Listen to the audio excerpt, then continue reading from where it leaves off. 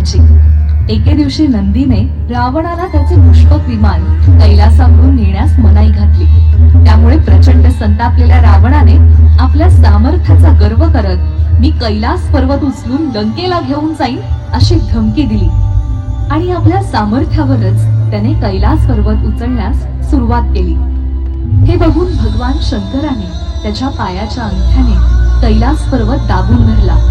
याच्यामध्ये प्रचंड तणावग्रस्त परिस्थिती होती. या अशा अवस्थेमध्ये सुद्धा रावणाने हार न मानता स्वबळाने कैलास पर्वत असाच तग धरून ठेवला. शेवटी रावणाला समजले, त्याच्या गर्वाचे हरण झाले. त्याने स्वतःच्या नसांचे तंतुवाद्य बनवून शिवतांडव स्तोत्र गायले.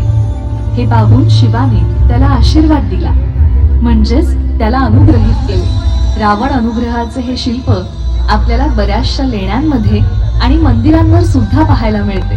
हे अतिप्रचंड रौद्र रूप आणि त्याच्यामधली असलेली मोठी मोठी शस्त्रे सुद्धा बघायला मिळतात. याचबरोबर आपल्याला कल्याण सुंदरम म्हणजेच शिवपार्वतीचा विवाह, तसेच अर्धनारेश्वर, लिंगोद्भव, सदाशिव, योगीश्वरही बघायला मिळतात.